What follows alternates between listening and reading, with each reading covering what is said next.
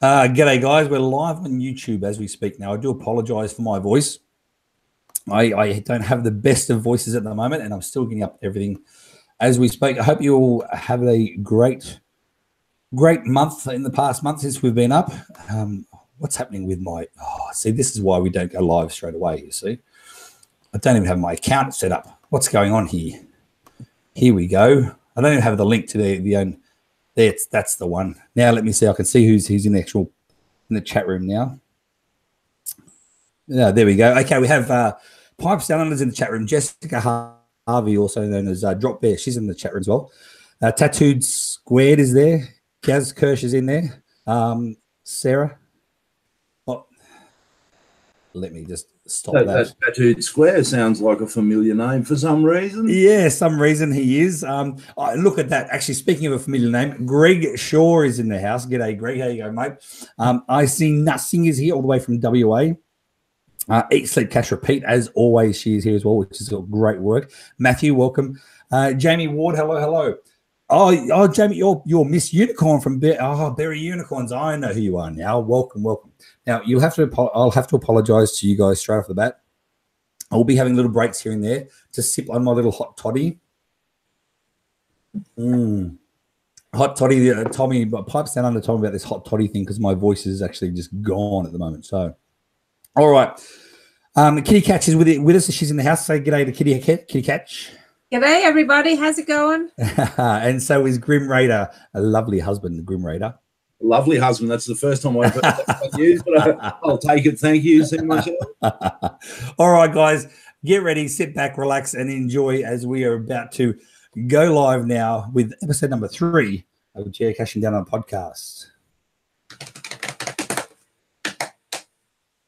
If it plays.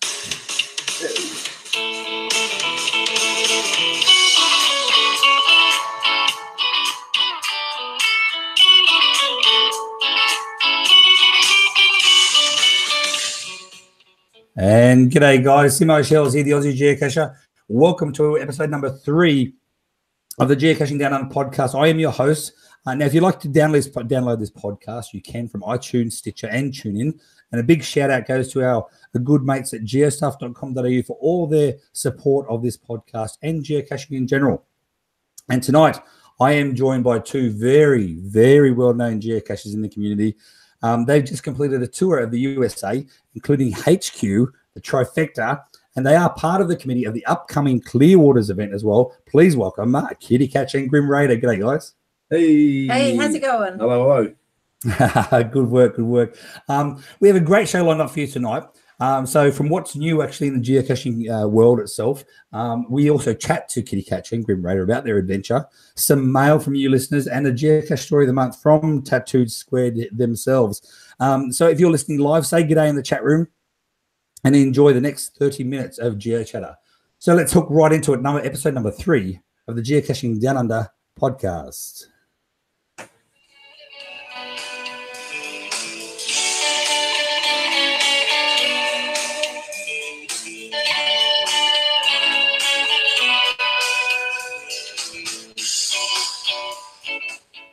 Okay, what's new in geocaching news, you asked, since the last month? First and foremost is the GIF weekend. That is fast approaching. It's actually next weekend, guys. So I think it's on the Thursday, the Friday, the Saturday, and the Sunday, and maybe even the Monday. I think HQ have done it over 5 days this time. So make sure you get to a GIF event near you. I'm actually hosting one event myself in the Sutherland area, which is just south of Sydney. And that is proudly sponsored by geostuff.com.au with some great prizes that I got from John to hand out. So come along if you're in the area or if in Sydney, but definitely get to a GIF event of some sort. There is a digital souvenir. Now, KittyKatch, GrimRaider, are you guys attending an event at all?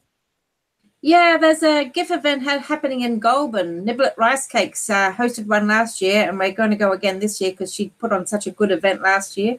There's a good community between Canberra and Goulburn, and so I think a lot of Canberra caches will be going along to that event as well. It's a great event. Lovely to see all the videos that people have put on and stuff like that. So, and get the souvenir. What's not to like, right? Exactly. Exactly. Well, that's it. And for those people who haven't been to Goulburn or haven't been since they put the bypass through about 20 years ago, Goulburn has turned into this amazing little country town again, and they've got fantastic places to go for cafes and restaurants, the Rose Garden in the middle of the town. And they also have one of the oldest working actual boiler water supply pumps just before you come into town from the Canberra side. Well worth a look. Wow, really, really. So the event that you guys are going to, what's that GC code? The GC code is I'll put you on the spot. 7 Yankee Kilo Hotel X-ray. It's GIF time again. That's right. And mine in the Shire is just GIF in the Shire for 2018. So mine's a very thought out name. So yes. But yes, guys, seriously, get to a GIF event. I know Except Cash Repeat, she's just made mention in the chat room as well that it's unfortunate, but there are no Aussie entries, or no Aussie finalists, we should say, in this year's GIF events. Now, I'm not sure. I know myself, I didn't put a video in to submit a video. I'm not sure anyone in Australia who actually did. So, yeah, that's a bit disappointing. So maybe next year we can be represented a bit better, yeah? Yeah, it's all right, guys. To put in a bigger effort, doesn't it? It does, mate. It does. So, yes. Otherwise, we also have a new souvenir that's been advertised, the Geocaching Social Butterfly. Now, this is not my style of souvenir. Of course it is. It's the same as last month in terms of the points. However, you need 70 points instead of 60 points. Now, how do you get these points? It is 5 points if you find a cache, and it is 15 points for an event. Now, if you link in your GIF event with this, you got 15 points, plus you get the GIF souvenir as well. So it's a great way to get the points up. You drop a TB is also 1 point as well, apparently. So yes. So I actually like the idea that it's the same as the GIF, to try and get weekends, so to try and get more people out there and chatting about geocaching as well. So all right, we move on to the big events that are coming up now. We had, since last month, we had the WENZ event last month over in New Zealand. It was revealed there that they won't be actually doing a mega next year at all. So, yeah, that was a bit, I thought, wow, that's a bit shocking. But anyway, what that basically means for geocaching in Australia is that if New Zealanders next year, to get their mega sort of hit, you're gonna have to come to Australia because we're gonna have 2, if not 3, cross fingers, we have 3 megas next year, but we'll see how it goes. So we have well, first and foremost, we have the Parkville, of course, is coming up in 2 weeks time. I think it's 2 weeks time is Parkville down in Melbourne. Then after that, we have Easter next year. Now, I'm going to chuck it. We didn't put this in the show notes, but I'm going to chuck it over to you guys to let us know a little bit more about Clearwater's event. We hope it gets to a mega status. It is in Queanbeyan, technically New South Wales, but the ACT people have claiming it.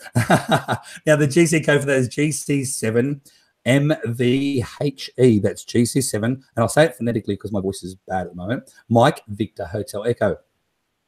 So tell us, guys, what can you tell us, anything at all about Clearwater's at all for next year so far? Well, it's mainly a 4-day event across Easter, but people can come early and stay late.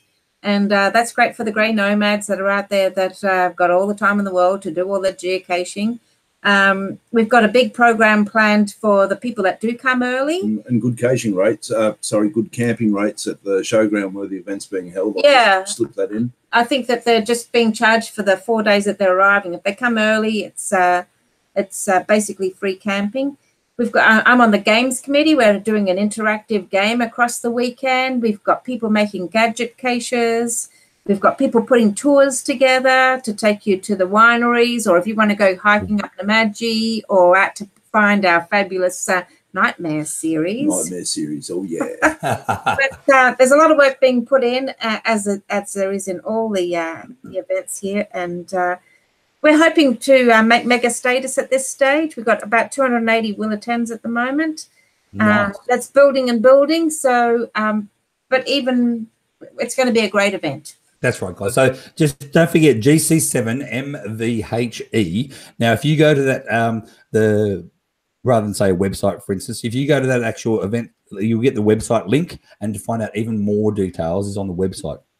Yeah. And then obviously the last one at this stage until Parkville for next year is the Oz Geomaster in Wollongong, GC7 N7ZC GC7 November 7 Zulu Charlie. And that's going to be in the beginning of July.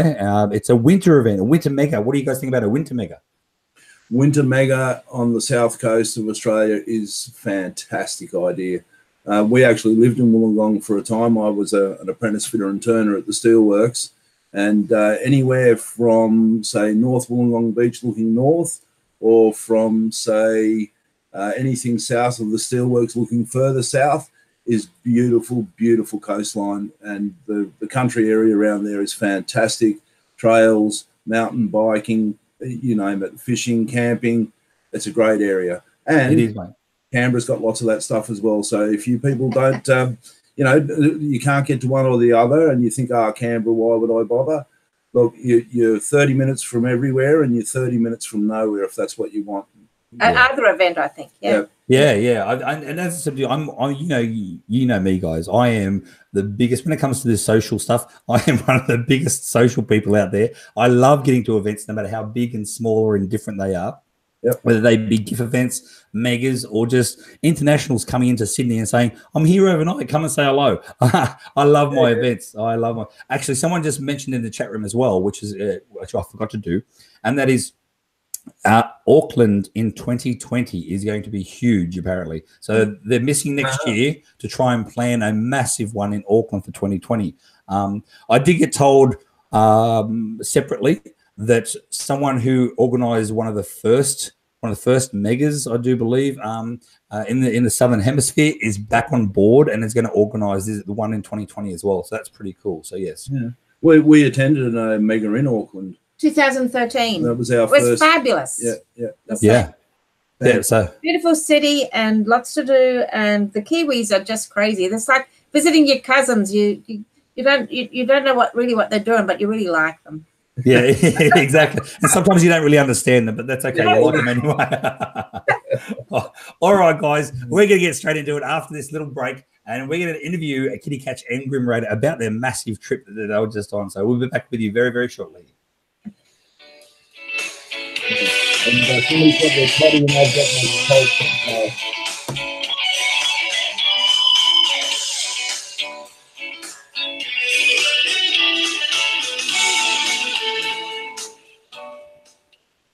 Okay, as we said before, we are here with KittyKatch and GrimRaider, and these guys have just done a massive trip. Now, I know how massive it is because I was over there during this year as well.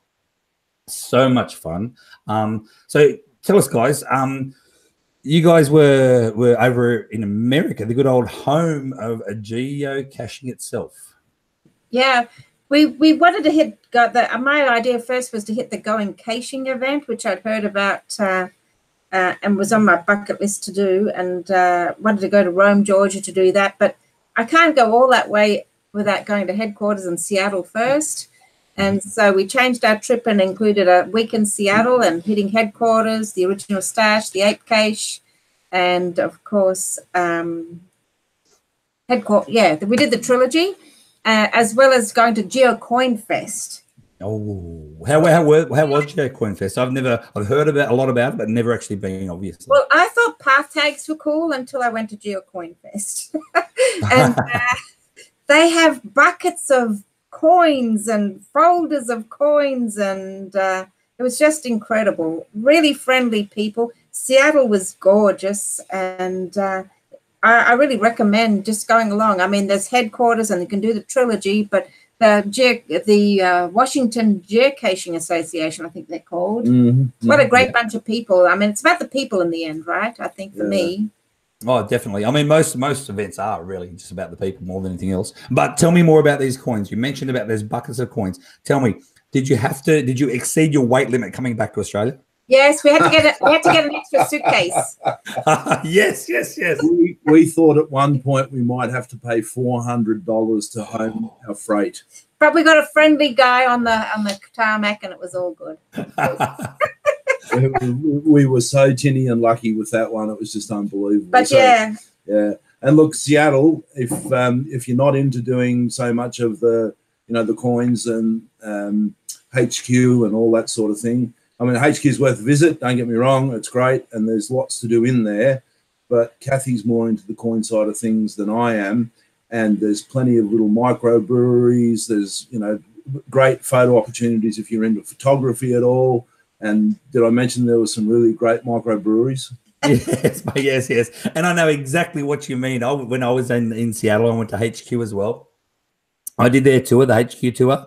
You guys did that as well, yeah? Yeah. After I finished the HQ tour to celebrate, I went into one of those microbreweries and I had a nice brew. Actually, I had several because it comes in a taster pallet. I like those taster pallets. That's right. Not something you see here in Australia that I know of. So that was quite a novelty. Yeah, not very often. I mean, I have had one tasting pallet in the Hunter region up there, and an actual, a proper brewery. But you don't normally get tasting pallets otherwise, unless it's the brewery itself. I know, I really enjoyed it. And the pretzels were huge. Yeah, big pretzels. Yeah. Everything was big in America. But the lackeys at headquarters were so friendly. They came out and talked to us. And, you know, what I really liked about headquarters was that you had to hunt for the trackables. Yes. That are in the room. You know, there's a lot of displays to look at, but there's also hidden trackables around the place. And we spent a lot of time there. Yeah. At least 2.5 hours. And I thought we would be an in and out sort of thing, but it wasn't like that at all. With those pretzels, if you let one go stale, you can use it as a self-defense weapon. That's true. Actually, you know what? They're bigger in New York, trust me, and they're saltier. So you guys obviously went there. Tell me about the ape cache as well. I mean, I know my experience with the ape cache, but tell me, how did you guys get to the ape cache and what did you think of it? Well, we went out early and parked at the car park there, and we were the first people and the only people in the tunnel for the morning. For the walk through the tunnel. I think that a lot of other people have had a heap of people join them, but we were the only people in the tunnel. And although the ape cache at the end is really good, I really like the earth cache that you find through the tunnel with this. It's a man-made tunnel, but they've got these stalactites, and you've got to measure them and measure how far in and take photos. I mean, I'm an earth cache girl. I just really like the earth cache through the tunnel as well. It was interesting learning about the history of the tunnel and what it was there for originally. And apart from that, when you walk into the tunnel, I don't know if you noticed this, but you can see a light. And I thought to myself, that must be a light like halfway through the tunnel just to give people bearing of some sort. And we kept walking closer and closer, and the light didn't get much closer for a long time. And it wasn't until I got right down far enough to turn around and see where we came in from that I realised it was the actual light at the other end of the tunnel. Yeah, that's right. Because it is called the Tunnel of Light. Yeah, but it is so long. Now, I didn't actually go through the tunnel. I'll admit, I didn't go through the tunnel. I come up the other way. So you can come up. You can park on the this northern car park.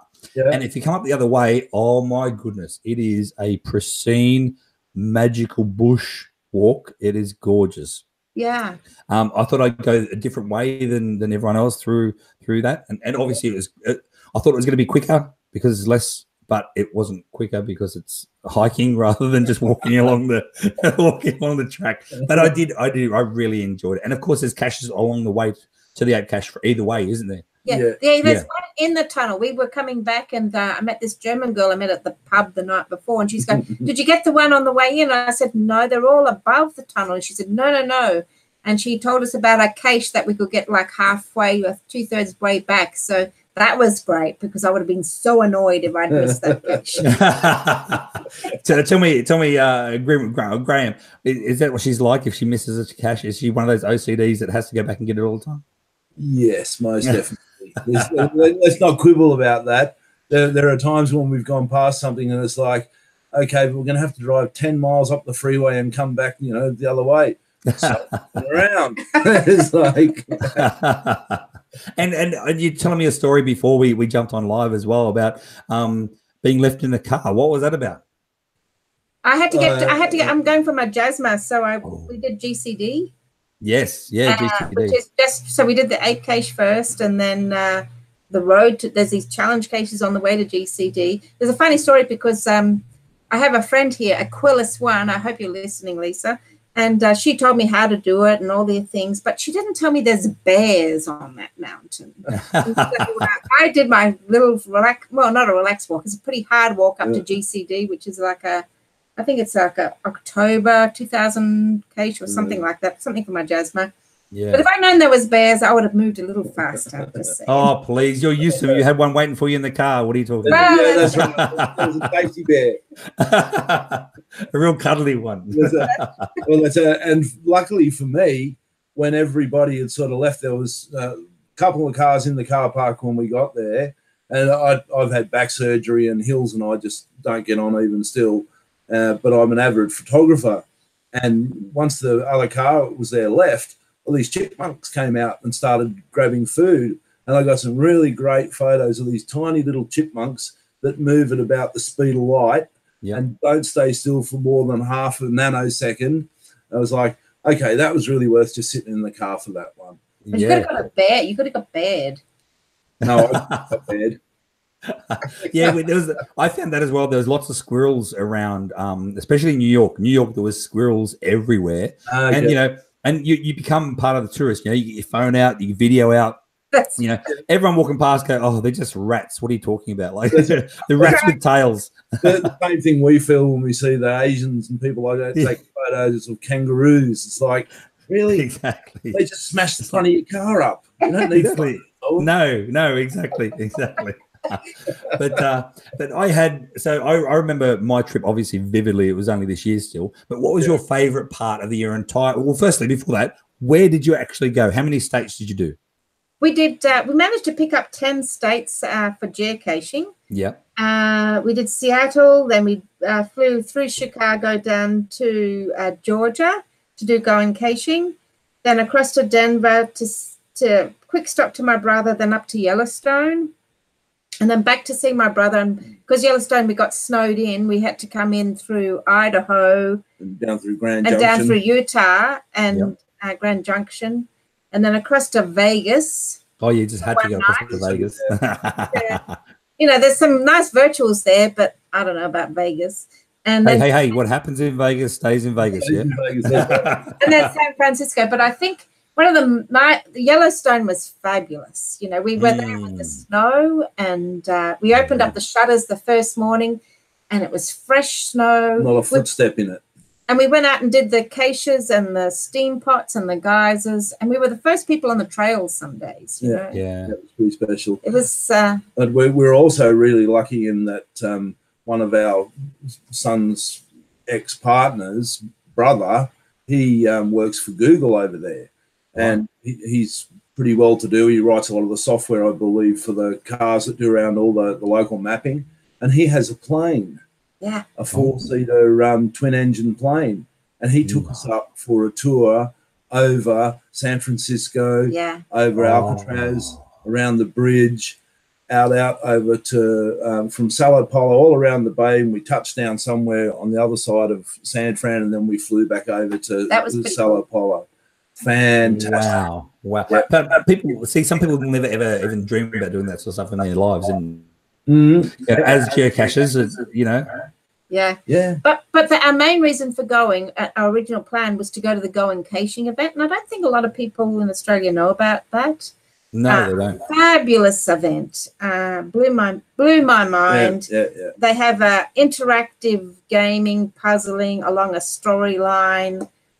We went out on the haunted pub crew, and you meet. They did at the flash mob. They did Michael Jackson's Thriller in costume. I mean, it was just. That was under a clock tower that's like 45 meters high or something. It was fantastic. It really was. They've got their 10th event next year in October, the first weekend of October. Going caching. If you like puzzles and gaming and interactive stuff. Going caching 2019. I hope we can go. I'm not sure, but we'll see. Yeah. And because we were the only Aussies there, we got to meet all of the crew. I know. They have. We have to work all the way through stuff to get to the. We have to work to get to the escape rooms. Yep. So, and then when you get all of the required caches to give you the escape room, they actually had a room where you go in and then you have to solve the puzzle rather within the room so you can find the hidden body behind the bookshelf. It was Wow. And that was a denouement, if you can say, from start to finish. You know. Yes. Yeah. Just amazing. Well, look, I mean, any Aussies and New Zealanders out there that are listening to obviously this podcast and stuff, what can you tell them? I know personally, every single person I say, you have to go to the States. If you're a geocacher, you have to go. I mean, Europe is brilliant, and Europe's on my bucket list as well. But I've been to America. I've been across America. It's something you have to do at some time in your life. Am I right? I would say so. I mean, I stood next to Jeremy Irish and all sorts of lackeys and talked to them. They asked me for feedback. That's just one part of it. But it's such a, I mean, we think Australia is a beautiful country, and of course it is. And America has so many facets that you can just go and explore and have a lot of fun doing that. And there's caches all the way. Exactly. If you really like to drive, which I really like to drive, because we had to come out through the western exit from Yellowstone, we had to come down through Utah and Salt Lake. Yep. Speed limit on their highways is 80 miles per hour. Which is about 140. Oh. And they don't mind if you do 10 miles over. That's a state trooper told me that. Yeah. Awesome. Oh, you don't muck with those state troopers, though. No. I know. I did get a photo with a state trooper when I was over there. And funnily enough, in my photo, I didn't even realize, but I'd just done the donut tour. And I had a shirt on saying the Donut Tour shirt. And here I am getting a photo with the state trooper with a Donut Tour shirt. It was great. Well, we're thinking when we go, when we go back, we're going to follow your lead, Craig, and we're going to do the RV kind of thing. So you give us the more flexibility. Yeah. We talked to some French guys at the Grand Junction. He showed us at the canyon. Yeah. Anyway, we just think that just a lot more flexibility. We did hire car and hotels, but I think we could our Vegas just gives you a lot more flexibility. It does, and when you look at the cheaper ones, like I mean, here in Australia we've got the wicked campers, you know, and look, it's potluck getting one that's not actually really bad written on the side, but apart from that, they are super cheap. They are your travel. They're your home. You can stop wherever you want for a meal or to sleep. Like, you know, that's if you don't do that, and if you're a geocacher not doing that, there's something wrong, because they are brilliant. And in America, they had the same sort of thing, but just obviously on a bigger scale, because they had a bigger bigger vehicle. We want to go to San Diego through Grand Canyon and to Denver and who knows where. Oh, exactly, and take so much time doing it. Actually, I forgot to ask you guys as well your names. Oh, how rude am I? KittyKatch and GrimRaider. Now, KittyKatch, what's with KittyKatch? Oh, well, when I was growing up, my mother and I both called Kathleen, and she never wanted to be called old Kathleen. So from a child till I was just about in high school, I was called Kitty. And my brothers would say, KittyKatch, the dirty rat, didn't want a lump of fat. And so, but stuck, and so that's what I use as my gaming name label. Yeah. And everyone knows KittyKatch. I love it. And what about you, GrimRaider? I worked at one of the research schools at ANU. I'm at a different one now, and was the social president, and I ran the happy hour every Friday night. And we had a pool table and stereo and drinks and nibbles. And one night, one of the guys who was a researcher there, his wife had come in, and she was a Kiwi. And she wanted to tell me something. I can't even remember what it was. But she's trying to say Graham really fast, and it was Graham. So I got tripped. And I was a big Raiders follower. I still support the Raiders, but I'm not as into it as I used to be, because I got more time caching.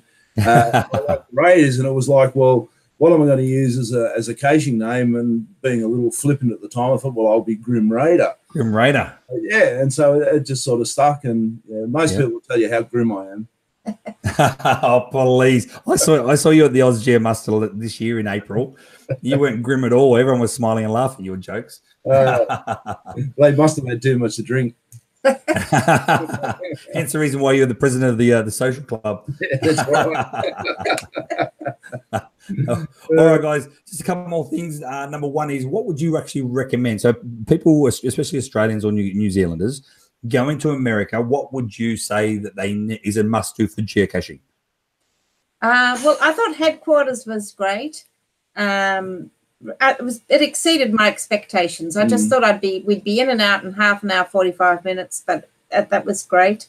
If we're planning to go to another, back to the States, I think aim for an event, whatever you like. If you like coins, GeoCoinfest. If you like puzzles and gaming, something like going caching, there's the MOGA where they do challenges. But look for an event and tie that in with your travels. Yeah. And let's be honest, it's America. There's a mega event every single month somewhere. Right. Yeah. You know, I mean, even the Giga, like this year, which is gone, you know, we'll never have a Giga in Australia. Let's be honest.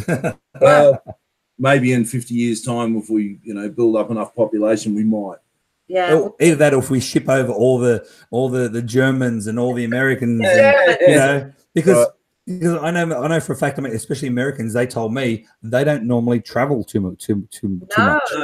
You know, people are crazy. Let's face it. Yeah, that's right. I mean, you guys probably had the same thing when I was over there. I said, oh yeah, this is where I'm going, and this is how many days. What did I do? I did 29 states in 30 days. Yeah. And people were going like, what?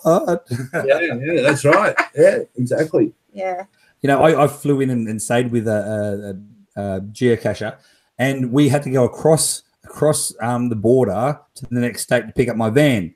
He had never been across the border to geocache. I went, you serious? Right. Yeah. So he was with me. That I made him come across the border to get his first different state cache. It was great. But we have Tilby in Canberra, who's just done the 4th person in Australia to do all 52 states. Oh wow! There you go. 4th. Now that's a challenge cache. Yeah. Most definitely. It should be, right? Well, I don't know too many Australians that have qualified, but we'll see how we go. But now she set a benchmark, and we're all going to aim for it, right? Exactly. Actually, that reminds me as well. You're from ACT, Australia's Capital Territory, not just Canberra. It's actual territory. You guys have. I just did recently the UGC series, the University of Geocaching. They're all challenge caches, and I got all of them except one. I'm still waiting to log the one.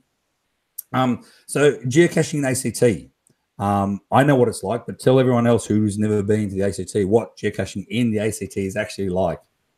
Well, I've been talking to some friends. I had a friend, my friend Julie, went to Europe for 9 weeks just recently, and she's come back and she's like, they don't maintain their caches, and the coordinates are out, and whatever. I think in the ACT, and I think in a lot of Wollongong and the regional areas in Australia, we have really high expectations on our caches, and I think that comes down to, particularly for Canberra, we have an active caching community, but we're lucky also to have some original early caches that were in it right from the start that are still with us, and they model really good behaviour and great people for new caches to ask questions, and we have great events where everybody can talk and feedback happens, and I think we have really high level of caches here in Canberra, and Queanbeyan, Goulburn, probably Wollongong,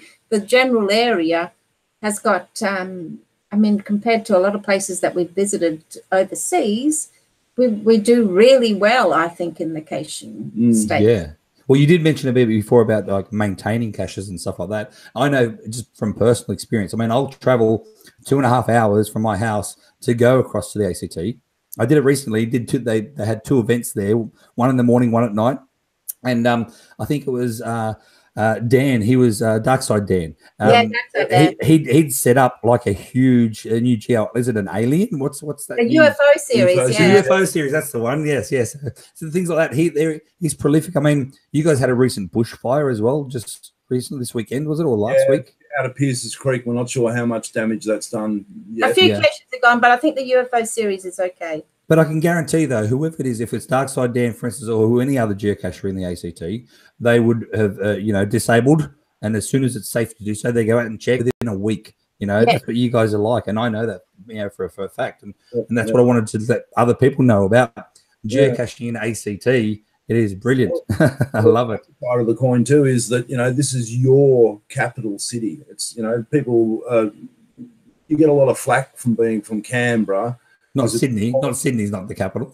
No, that's right. Or Melbourne for some of them, they think. But Canberra is a great place to come and cache because it's easy to get around. There's lots of parks. The traffic congestion is almost nil in comparison to any other city. That's because of the roundabouts, mate. Let's be honest. They're our secret to keep the no, it really is a beautiful place to come and visit. You can cache, you can visit some of the national monuments. There's a whole lot of stuff to do, and there's probably, I don't know if it's still true, but there was at one point more restaurants and cafes per capita in the ACT than anywhere else in Australia. Wow. You won't go.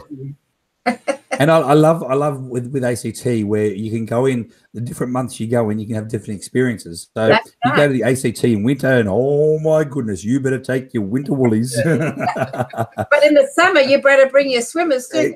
Exactly. And that's I love that aspect of it. It was great.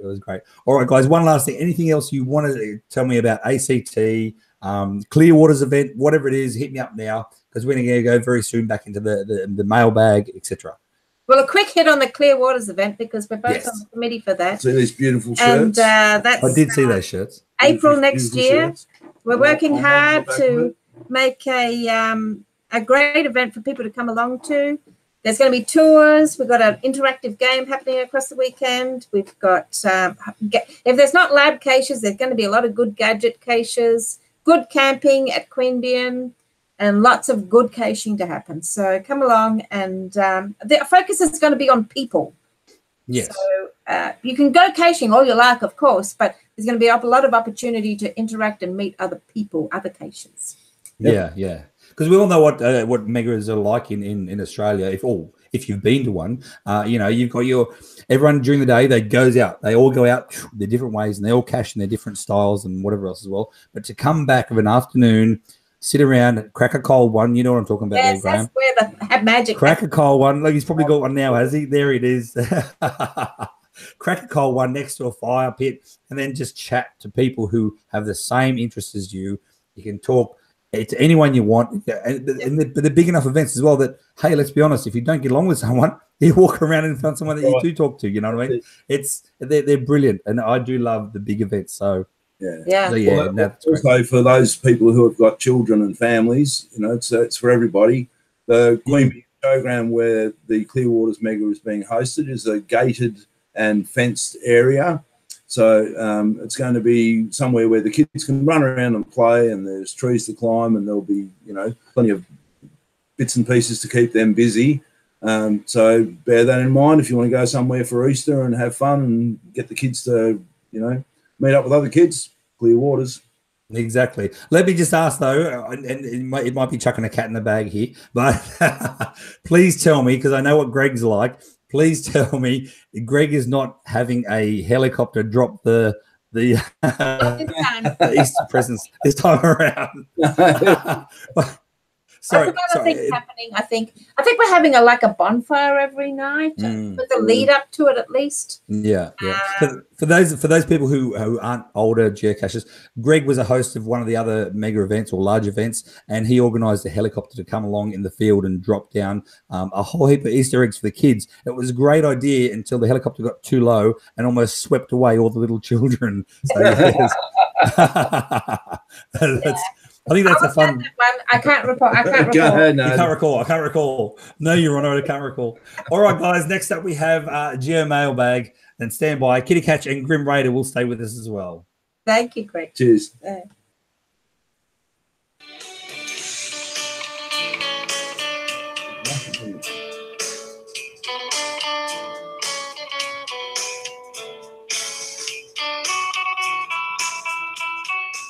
All right, guys, that's right. We have a Geo Mailbag. Unfortunately, this month we actually did not have any comments or questions or topics for the Geo Mailbag. So I'm just going to put it out there and say, if you do have any comments, questions you want read out live on air, or if you want answers to, just hit us up on any of our social medias.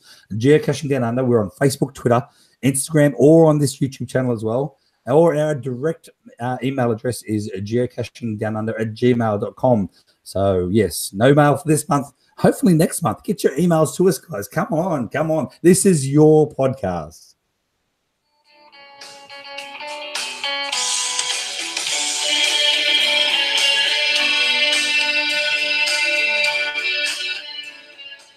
All right, next up, guys, we have a cache story of the month. We do have a cache story of the month. Excuse my voice. Tonight's cache story comes from Tattooed Squared, a great geocaching family. They're based in New South Wales, and actually, in fact, they're ambassadors to the Oz Geomuster as well. And we'll talk about that another day. But they call this geocaching with Joey's Scouts. So I'll just grab it up here for you. As some of you may know, we have two GeoKids, GeoDaughter 9 and GeoSon 7. They are mostly the reason we started geocaching, as we wanted them to get outside more. Gary and I both grew up in the bush, and we're not towny people. So when we first heard about geocaching, we thought we'd give it a go. I downloaded the app, and after the first 3 caches, we were hooked. So when GeoSon's Joey Scout leader asked us to help introduce the Joeys to geocaching, we were in. Being a total overachiever, Gary then cut out the Scouts symbol, painted it, and mounted it to a container for their first hide. Earlier, we also hid a new cache for them to find, not too far from the Scout Hall, so they actually would have something easy to walk to. And we also found a second spot close by for them to hide the cache. So fast forward to the day, it was overcast, but we were hopeful that the rain would hold off. It's only an hour, right? In the spirit of Scouts and guides, we prepared and packed several umbrellas and raincoats, but it came time to leave. It wasn't raining, so we set off. We handed out the phones and other GPS devices to the Joeys and some compasses so they could get some practice when finding directions. After a quick lesson, they were off. We neared GZ and had to physically restrain GeoSon, who was 7, as he remembered where we'd actually hidden the cache. And while Joeys and their leaders started searching, Tattooed Squared started to Ceto. Having to admit, it is very amusing watching 6 and 7-year-olds looking for a cache when they don't have any idea what they're actually looking for. But being the resourceful bunch they eventually found the cache, roughly the same time as the heavens then opened up. To say it bucketed down would be an understatement. Within 5 minutes, there were puddles everywhere. While taking shelter under the huge tree nearby, the question was asked, do we proceed? The answer, well, we've committed, so let's keep going. Umbrellas were handed out, jackets were on, and we started the approach. 500 meters from the trek to the GZ to plant the hide. The gutters were overflowing. The rain was still coming down, and the kids thought Christmas had come early. The boys in the group all but laid down in the gutters, then splashed the leaders, adults everywhere. So here we are, carrying umbrellas, carrying the cache, carrying the camo, trying not to get our phones wet, trying to keep the children off the road. We arrived at GZ. Once there, we found the most perfect natural camo available. It was just sitting there, a small, abandoned white ant mound. I want to see what there's like. So the pre-made camo was abandoned. Cache placed and camo concealed it. Photos were taken, and now the rain stops. We started to trek back to the Scout Hall, stopping at a park along the way for snacks. You can't go caching without snacks now, can you? The kids, young and old, jumped in every puddle at least once on the way back to the hall, and everyone was sopping wet by the time we arrived. More Ceto along the way, and we had several large bags to throw away. Excuse me. It was a great afternoon for everyone involved. Hopefully we have inspired some new geocaches, or at the very least helped to create some awesome memories for the kids and the kids at heart. So thanks to Tattoo Squared, and don't forget to get your geocache story in via geocachingdownunder@gmail.com, and you can be read out live on show as well. So guys, that brings us to the end of the show. Excuse me 1 second while before I finish this, I have to have one more sip of my little hot toddy here. I just got my cold toddy here. Oh, I wish I had that one instead. So that brings us to the end of the show. Wow. It did actually go fast. I mean, here we are now, what's 45 minutes. Wow, it did go fast. Thanks to all of you who jumped into the YouTube channel tonight. We've all had a blast. A big thanks to go to KittyKatch and GrimRaider for joining. And I hope to see lots of listeners at the Parkville event. So, guys, if you're down at Parkville, come and say good day. I'll be in and around. I'll even have a microphone in my hand doing a special, that's right, a special recording podcast of the Parkville Mega. So if you're around, come and say good day. Oh, that reminds me, I almost forgot. I actually had a prize to give away from last month. So we had a prize draw for the Parkville Mega Geocoin. Now, are we ready for this? The winner for the Parkville Mega Geocoin from Geocaching Downunder is, a bit of a drum roll. There we go. Actually, he's from the ACT, and it's Lockie612. Lockie612, you won the Geocoin, mate. Come and see me at Parkville if you're coming. If you're not coming to Parkville, just I'll let you know where I can post it to, and I'll go from there. So, guys, there you go. Thanks for joining tonight. This podcast will be live within the first week of each month. It'll be available for download on Stitcher, TuneIn, and iTunes. And a big thanks again to geosurf.com.au for one of our geocaching partners. So that's it from me. I hope you guys had fun. KittyKatch, GrimRaider, did you have fun? Oh, that was cool. Thank you. Yeah, great to talk with you and the listening community. Mate, yeah, and thanks for joining us. So, and as I said, always say this as well now, don't forget to follow our socials on Twitter, Facebook, Instagram, the whole lot. Otherwise, get outside and find some stuff. I can't even say this properly because my voice is dying. This is Seemyshell. I'm over and out. Well done. Oh, that's terrible.